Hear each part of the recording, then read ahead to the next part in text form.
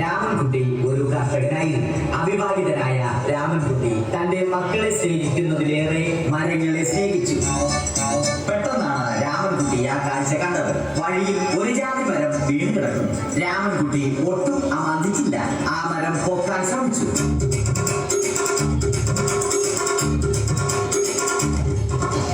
നടക്കുന്നില്ല. പിന്നെയും പിന്നെയും പൊക്കാൻ ശ്രമിച്ചു.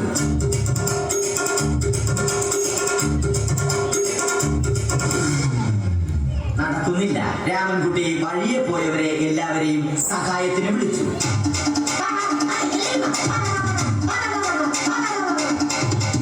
ആരും വന്നില്ല. അവസാനം കുടുംബശ്രീ യൂണിറ്റിൽ തൊഴിലുറപ്പിന് പോകുന്ന പെണ്ണുങ്ങളെ സഹായത്തിന് വിളിച്ചു.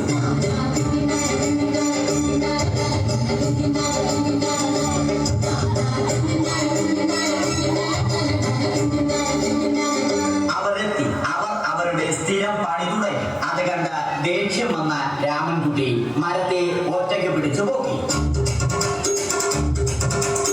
അത്ഭുതമെന്ന് പറയട്ടെ, മരം നേരെ നിന്നു.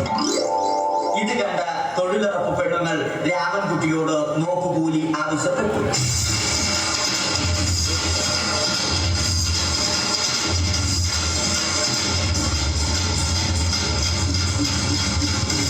പോക്കറ്റില്ലാത്ത ബനിയൻ ധരിച്ച രാമൻകുട്ടിയുടെ പോക്കറ്റ് വരെ കീറിയിട്ടാണ് പെണ്ണുങ്ങൾ പോയത്.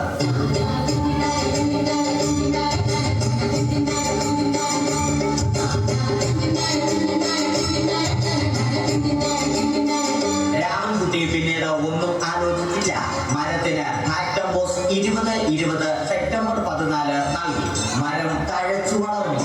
ഇത് കണ്ട രാമൻകുട്ടിക്ക് സന്തോഷം വന്നു. സന്തോഷം വന്നാലും ദുഃഖം വന്നാലും രാമൻകുട്ടിക്ക് മരത്തിനു ചുറ്റും ഡാൻസ് കളിക്കുക എന്നുള്ളത് രാമൻകുട്ടിയുടെ മാസ്റ്റർ പീസ് ആയിരുന്നു.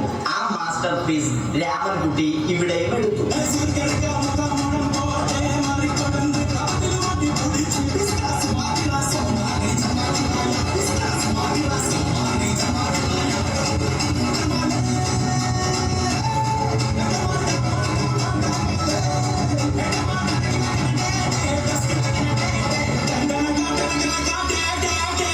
രാമൻകുട്ടി ദൈവത്തോടായി പ്രാർത്ഥിച്ചു.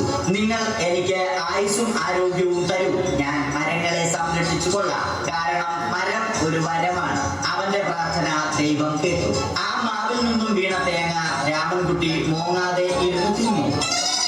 അപ്പോഴാണ് രാമൻകുട്ടി മറ്റൊരു കാഴ്ച കണ്ടത്. രാഘവൻ വരുന്നു.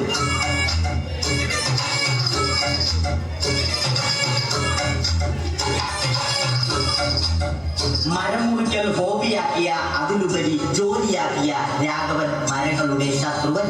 മരങ്ങൾ മുറിച്ച് ഫർണിച്ചർ പണിയുന്നത് തെറ്റൽ. അവനെ ഇതിൽ നിന്നും പിന്തിരിപ്പിക്കണം. അവർ തമ്മിൽ ഒന്നും രണ്ടും പറഞ്ഞു.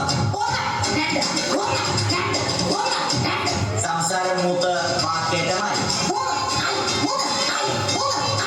അത് പിന്നെ അടിയിൽ കലാശിച്ചു.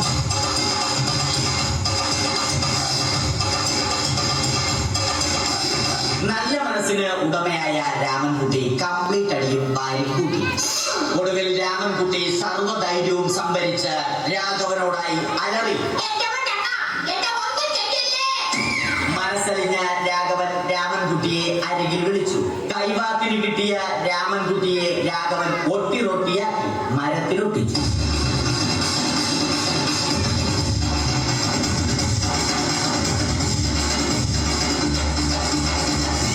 ഇന്നത്തെ പണി കഴിഞ്ഞ രാഘവൻ സംതൃപ്തിയോടെ വീട്ടിലേക്ക് മടങ്ങി. തനിക്ക് തല്ല് കിട്ടിയാലും മരത്തെ രക്ഷിക്കാൻ പറ്റിയ സന്തോഷത്താൽ രാമൻകുട്ടി മരത്തെ കെട്ടിപ്പിടിച്ച് പൊട്ടി പൊട്ടി കരഞ്ഞു.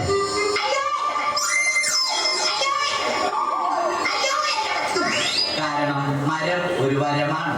കെട്ടിപ്പിടിക്കൽ ഏറ്റുവാങ്ങിയ മരം നാണം കൊണ്ട് ചില്ലകൾ താഴ്ത്തി. മരത്തെ രക്ഷിച്ച ക്ഷീണത്തിൽ രാമൻകുട്ടി മരച്ചുവട്ടിലിരുന്ന് ഉറങ്ങിപ്പോയി. പെട്ടെന്നാണ് അത് സംഭവിച്ചത്. പ്രകൃതി അതിന്റെ തനി ഗുണം കാണിച്ചു തുടങ്ങി. മഴയും കാറ്റും ഇടിയും വന്നു. അതോടൊപ്പം കോളും വന്നു. കോളെടുത്ത് രാമൻകുട്ടി പറഞ്ഞു. കോൾ കട്ടായി. രാമൻകുട്ടി ദൈവത്തോടായി പറഞ്ഞു. കാറ്റും മഴയും അതൊന്നും ചെവിക്കൊണ്ടില്ല. രാമൻകുട്ടി രാമൻകുട്ടിയുടെ മരം ആടി ഉലഞ്ഞു.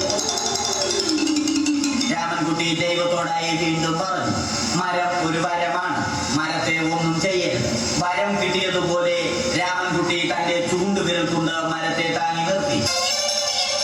ചൂണ്ടുവിരൽ വളഞ്ഞ് ചൂണ്ട പോലെയായി. ഇനി മീൻ പിടിക്കാൻ കൊള്ളാം. അവസാനം സംഭവിക്കേണ്ടത് സംഭവിച്ചു. രാമൻകുട്ടി അടിയിലും മരം മുകളിലും. അന്ത്യശ്വാസം വലിക്കുന്നതിനു മുമ്പ് രാമൻകുട്ടി